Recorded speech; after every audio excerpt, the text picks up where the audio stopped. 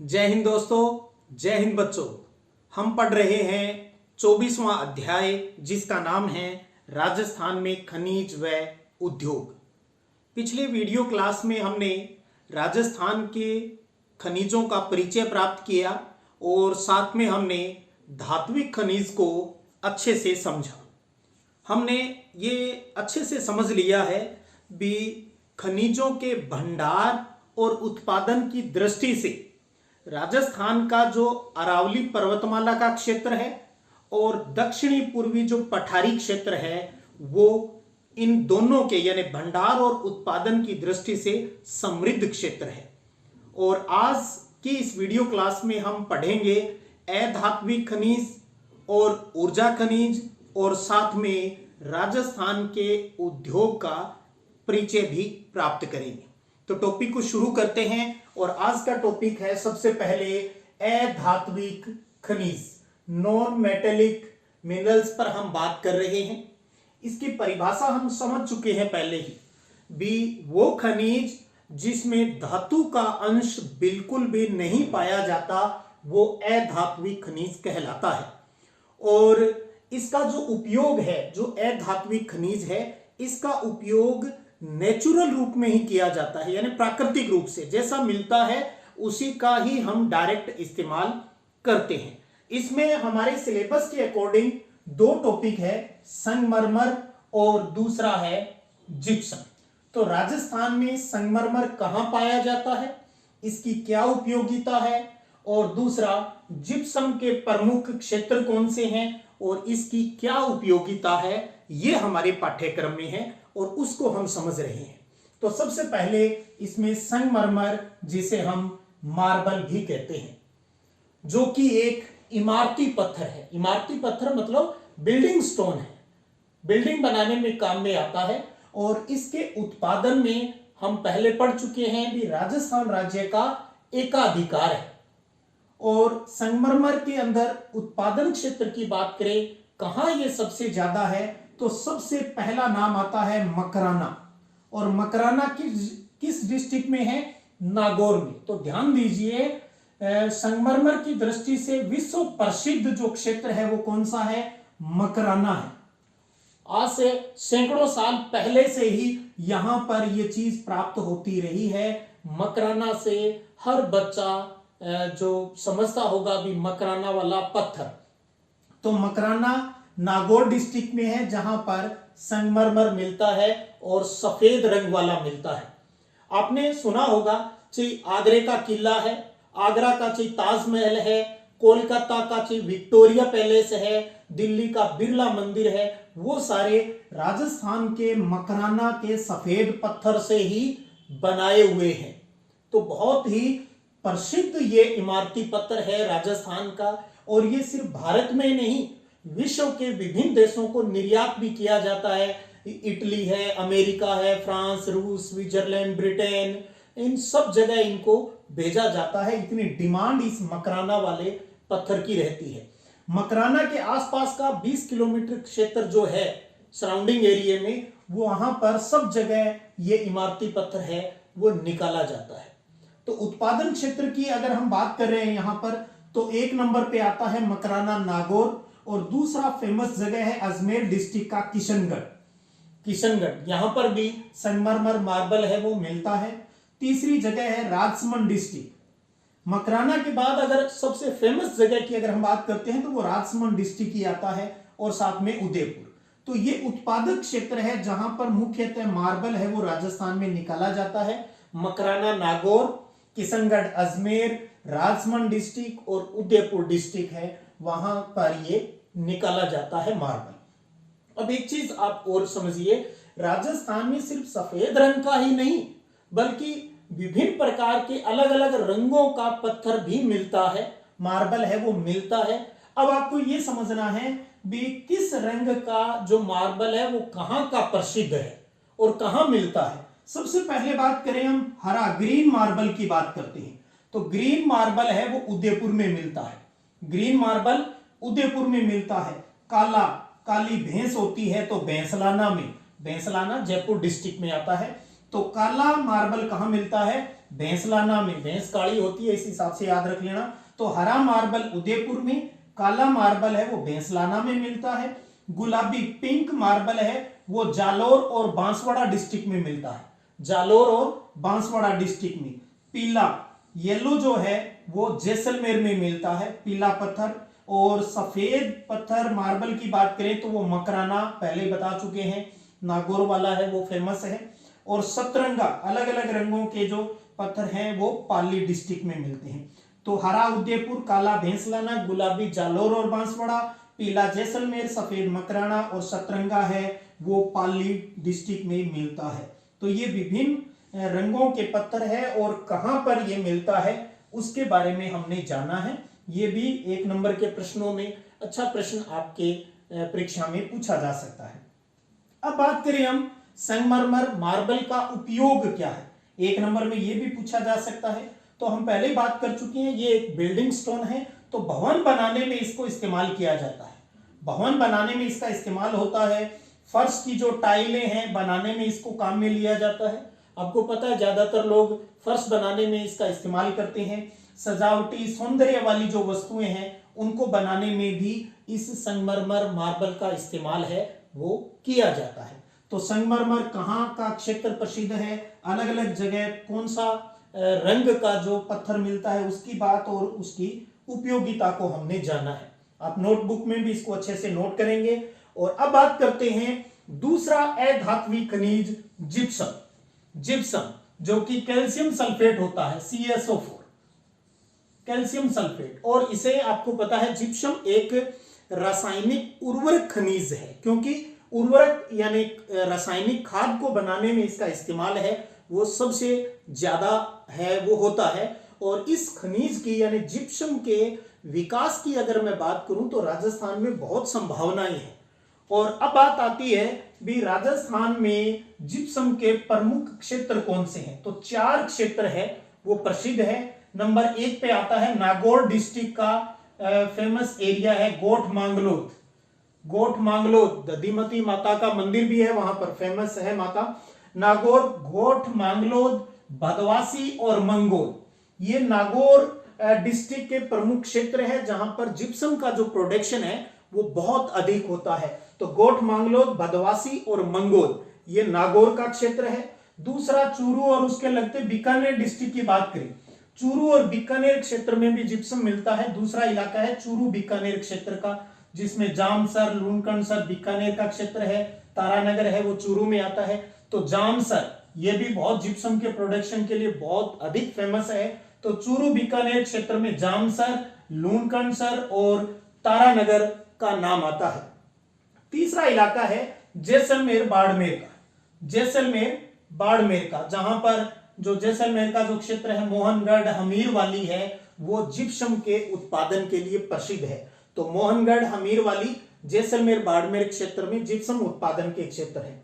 अब बात करें जोधपुर और लगते पाली डिस्ट्रिक्ट में, तो पाली जोधपुर इलाके की अगर बात करें तो फलसूंड और मंगलोद, फलसूंड और मंगलोद है वो पाली जोधपुर क्षेत्र के प्रमुख जिप्सम उत्पादक क्षेत्र है। तो बहुत बढ़िया प्रश्न निकल के आ सकता है बोर्ड परीक्षा में 2 नंबर में भी, जिप्सम के राजस्थान में प्रमुख उत्पादक क्षेत्र। तो 4 इलाके फेमस है, नागौर, दूसरा चूरू बीकानेर क्षेत्र, तीसरा जैसलमेर बाड़मेर क्षेत्र और चौथा है पाली जोधपुर क्षेत्र। और इसमें आपको लोकेशन भी ध्यान में रखनी है, कौन सा किस में है। 1-2 बार इसको बार बार पढ़ेंगे लिखेंगे तो अच्छे से याद हो जाता है। और खनिजों में यही तो मेन चीज होती है, वितरण यानी उत्पादक क्षेत्र ही तो याद रखने होते हैं और यही चीजें प्रतियोगी परीक्षा में पूछी जाती है। जैसे जामसर किसके लिए प्रसिद्ध है, तो जामसर है वो जिप्सम के लिए प्रसिद्ध है। तो गोठ मांगलोद किस खनिज के लिए प्रसिद्ध है, तो अधात्विक खनिज जिप्सम के लिए प्रसिद्ध है। अब बारी आती है जिप्सम के उपयोग की। जैसे हमने यहां संगमरमर के उपयोग पढ़े, अब हम पढ़ रहे हैं जिप्सम की क्या उपयोगिता। यह भी बहुत इंपॉर्टेंट प्रश्न रहेगा भी, जिप्सम के कोई 2 उपयोग लिखिए, 4 उपयोग लिखिए। तो शुरू में ही मैंने आपको बताया भी रासायनिक खाद बनाने में इसका इस्तेमाल होता है, फर्टिलाइजर्स यानी उर्वरक, तो उर्वरक बनाने में इसका इस्तेमाल किया जाता है। दूसरा उपयोग की बात करें तो पीओपी, नाम सुना होगा, पीओपी छतों पर हम डिजाइनिंग वगैरह करते हैं। प्लास्टर ऑफ पेरिस, पूरे नाम की बात करें प्लास्टर ऑफ पेरिस, तो जिप्सम से ही बनाया जाता है पीओपी, प्लास्टर ऑफ पेरिस। और हड्डी वगैरह टूट जाती है तो जो प्लास्टर चढ़ाते हैं वो यही पीओपी तो होता है। और पीओपी किससे बनती है? जिप्सम से बनती है। तो उर्वरक बनाने में जिप्सम का इस्तेमाल होता है, प्लास्टर ऑफ पेरिस बनाने में जिप्सम का इस्तेमाल होता है, रंग रोगन में भी इसका इस्तेमाल किया जाता है, सीमेंट बनाने में भी जिप्सम का इस्तेमाल किया जाता है, सल्फ्यूरिक एसिड H2SO4 जिसको हम कहते हैं, यानी गंधक का तेजाब, गंधक के तेजाब को बनाने में भी जिप्सम का इस्तेमाल किया जाता है। और अमोनियम सल्फेट बनाने में भी जिप्सम का इस्तेमाल है वो किया जाता है। तो बहुत प्यारा प्रश्न रहता है जिप्सम के उपयोग की। तो उर्वरक, पीओपी, रंग रोगन, सीमेंट, गंधक का तेजाब और अमोनियम सल्फेट बनाने में जिप्सम का इस्तेमाल किया जाता है। तो ये थे आपके पाठ्यक्रमानुसार अधात्विक खनिज 2 संगमरमर और जिप्सम के बारे में हमने पढ़ा है। इसको आप अच्छे से अपनी नोटबुक में है वो नोट कर लीजिए। और अब बात करते हैं ईंधन जो खनिज है, शक्ति वाले जो खनिज है उनकी बात। ईंधन या ऊर्जा खनिज, इसके अंदर हम पढ़ते हैं कोयला, पेट्रोलियम और प्राकृतिक गैस के बारे में।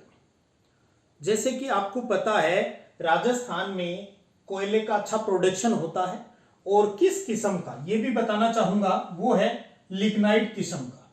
आप पढ़ते रहते हो कोयले की 4 प्रमुख एंथ्रासाइट, बिटुमिनी, लिग्नाइट और पीट प्रकार के कोयले हैं। इनमें से लिग्नाइट किस्म का जो कोयला है वो राजस्थान में मिलता है। और इसके 2 प्रमुख डिस्ट्रिक्ट है, बीकानेर और बाड़मेर, जहां पर कोयला अच्छी मात्रा में मिलता है। बीकानेर का पलाना इसके लिए प्रसिद्ध है। इसके साथ साथ नापासर, बासिंगसर और इसके आसपास के और भी कई गांव शामिल हैं। और बाड़मेर में 2 जगह फेमस है, कपूरडी और जालिपा। कपूरडी और जालिपा गांव के नाम ही है ये। तो बीकानेर में पलाना प्रसिद्ध है और बाड़मेर का कपूरडी जालिपा है वो लिग्नाइट किस्म के कोयलों के लिए राजस्थान में प्रसिद्ध है। क्योंकि आपको पता है इससे हमें एनर्जी मिलती है, परिवहन के साधनों में इसका इस्तेमाल किया जाता है। अब बात करते हैं पेट्रोलियम यानी खनिज तेल की। पेट्रोलियम मतलब पेट्रोल हो गया, डीजल हो गया, डामर हो गया, केरोसिन हो गया। और साथ में जहां पेट्रोलियम चीजें निकलती है वहां हमें प्राकृतिक गैस है वो भी मिलती है।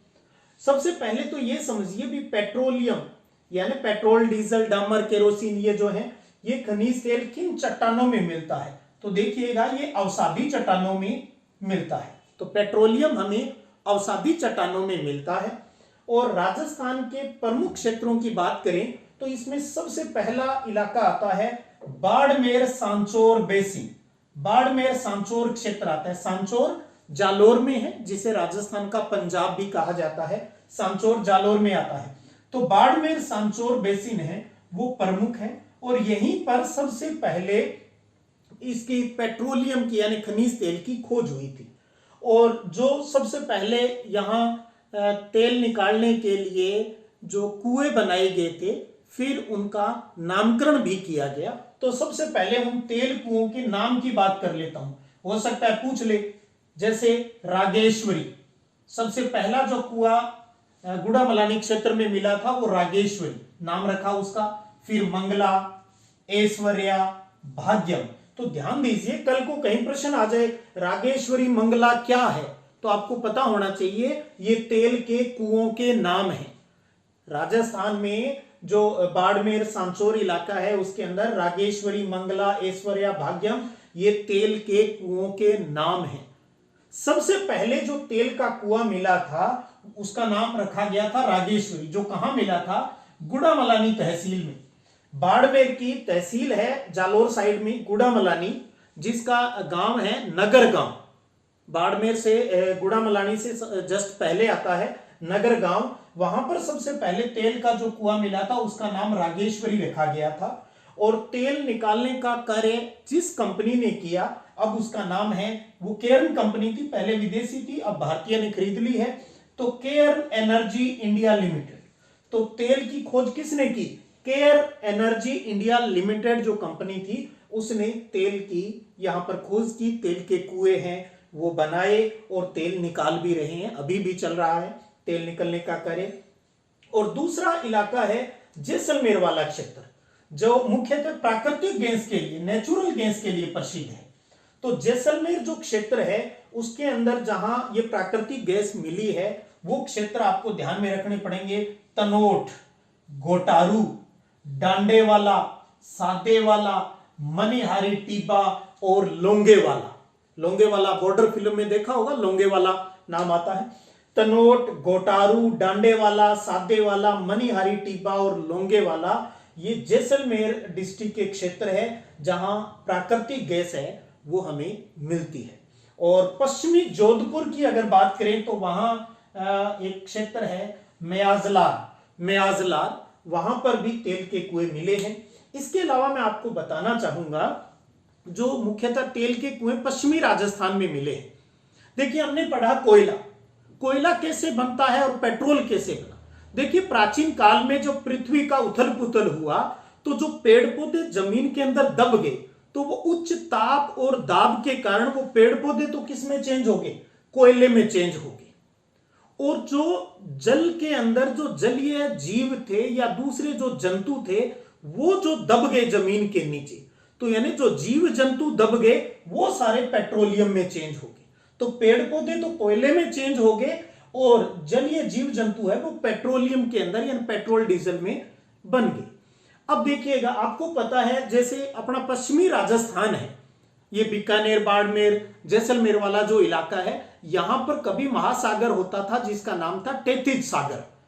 तो अब वैज्ञानिकों ने कैसे सोचा होगा, एक भूगोलवेत्ता ने कैसे सोचा होगा भी यहां कभी सागर था, टेथिज सागर हम पढ़ते रहे हैं, तो वो अब नहीं है। इसका मतलब उसके अंदर जलीय जीव जंतु रहे होंगे, वो कहां हो गए, तो वो उसके नीचे दब गए। इसका मतलब वो कुछ न कुछ बन गए, खनिज तेल है वो बन गए, तो इसलिए उनको हिंट मिल गई। तब उन्होंने वहां खोज का कार्य जारी रखा। तो बाड़मेर, फिर जैसलमेर, बीकानेर, अब तो गंगानगर डिस्ट्रिक्ट तक इसके बारे में रिसर्च कार्य है वो चल रहा है, सर्वे का कार्य चल रहा है। तो यानी पश्चिमी राजस्थान है वो ईंधन खनिज के दृष्टि से काफी समृद्ध क्षेत्र हो जाता है। और अब देखिए, इन क्षेत्रों से जो तेल निकाला जाता है, मोस्टली जो बाड़मेर सांचौर क्षेत्र से जो तेल निकाला जाता है वो तो मिक्स होता है सारा, जिसको पेट्रोलियम कहते हैं। तो फिर उसको शुद्धिकरण किया जाता है, शोधन किया जाता है।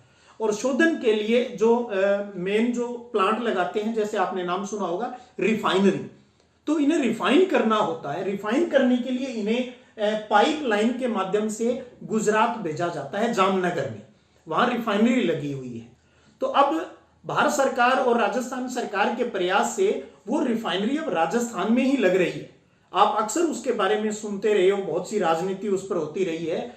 बाड़मेर डिस्ट्रिक्ट के अंदर बालोतरा है, बालोतरा के पास आपने सुना होगा एक खारे पानी की झील है जहां पर पचपदरा, तो पचपदरा के अंदर राजस्थान के बाड़मेर डिस्ट्रिक्ट के पचपदरा में रिफाइनरी लगाई जा रही है, ताकि हमें हमारे इस तेल को, पेट्रोलियम को रिफाइन करने के लिए बाहर नहीं भेजना पड़े, हमारे राजस्थान में उसको रिफाइन किया जाए, ताकि बहुत से लोगों को प्रत्यक्ष अप्रत्यक्ष रूप से रोजगार भी मिलेगा और राजस्थान के स्टेट के इनकम में है वो भी बढ़ोतरी होगी।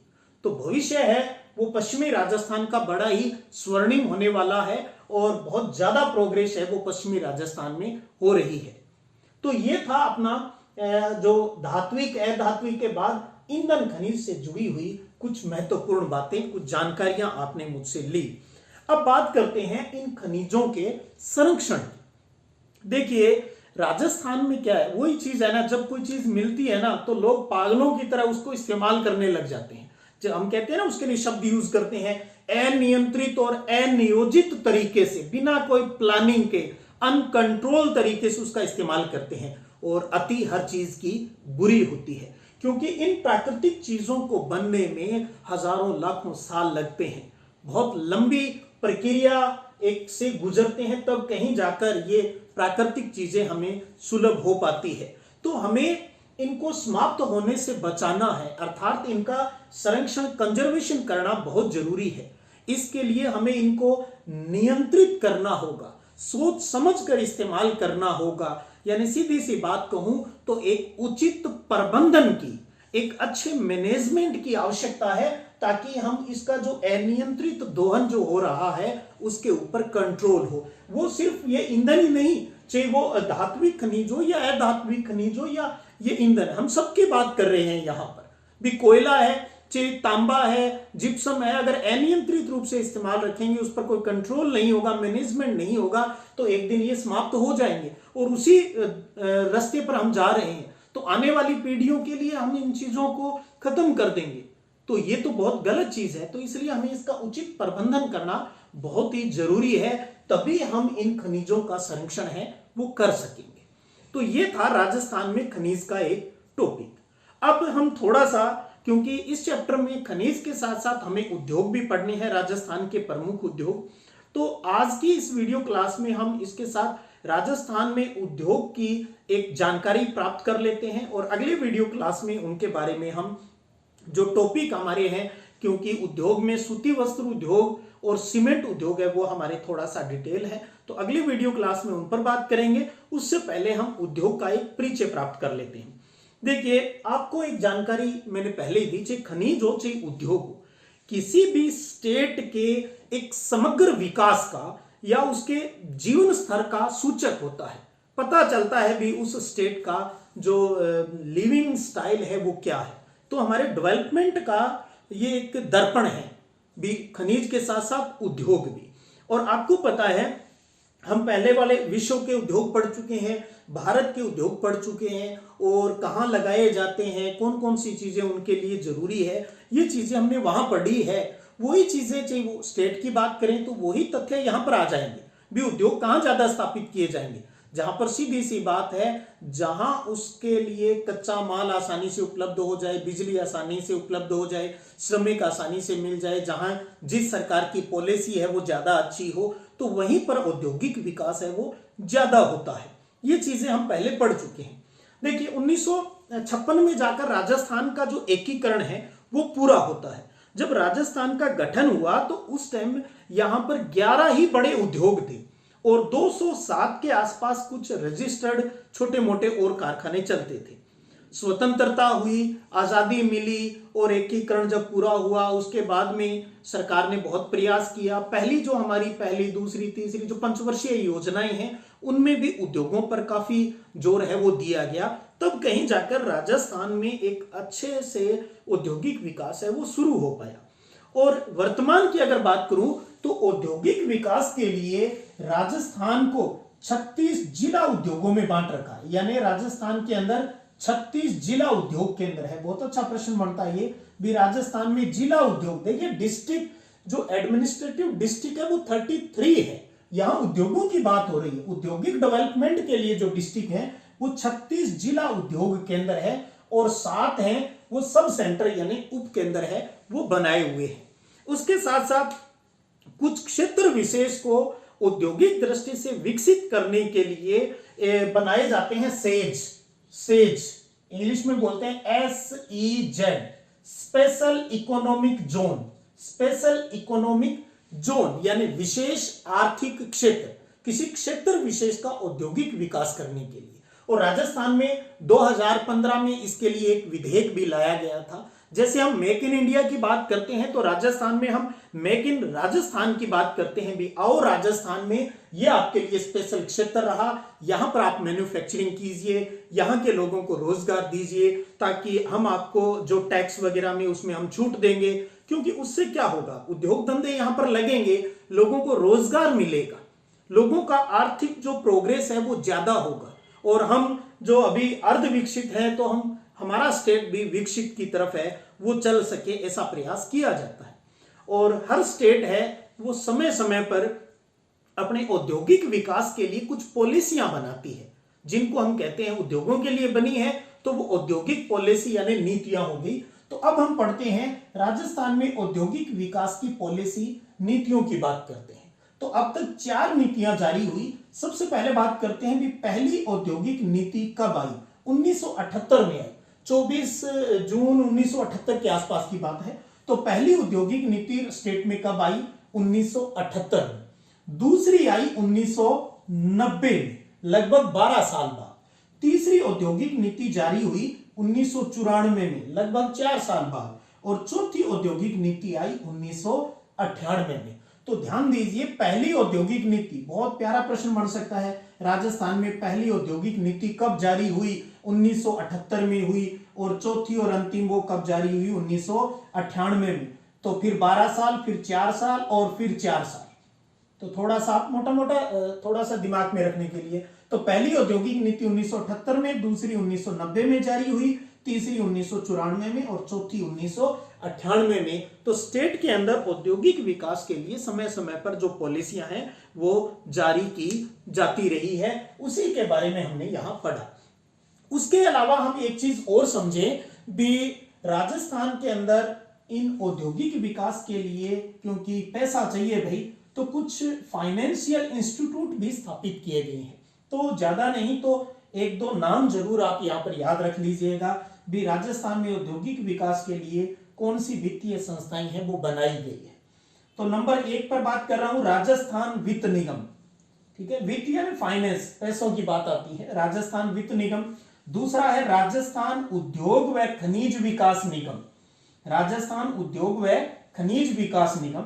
तीसरी है राजस्थान लघु उद्योग निगम, राजस्थान लघु उद्योग निगम। और चौथा इंस्टीट्यूट है राजस्थान गैर कृषि, गैर कृषि यानी जो कृषि के अलावा जो बात हो रही है यानी उद्योगों की, राजस्थान गैर कृषि विकास एजेंसी, एजेंसी मतलब अभिकरण। तो ये 4 आपके सिलेबस के अकॉर्डिंग प्रमुख वित्तीय संस्थान हैं जो उद्योगों को फाइनेंशियल सपोर्ट करती है। राजस्थान वित्त निगम, राजस्थान उद्योग और खनिज विकास निगम, राजस्थान लघु उद्योग निगम और राजस्थान गैर कृषि विकास एजेंसी की बात होती है। तो और इसके अलावा राजस्थान के उद्योगों में सूती वस्त्र उद्योग और सीमेंट उद्योग है वो विस्तृत रूप से अपने पाठ्यक्रम में है। तो अगले वीडियो क्लास में हम उसको पढ़ेंगे। तो ये था आज का वीडियो सेशन जिसमें हमने अधात्विक खनिज, ईंधन खनिज और उसके अलावा राजस्थान में औद्योगिक विकास और उसकी प्रमुख नीतियों पर कुछ सामान्य जानकारियां हमने परीक्षा की दृष्टि से प्राप्त की। तो फिर मिलते हैं, तब तक मुझे दीजिए इजाजत। जय हिंद, जय भारत।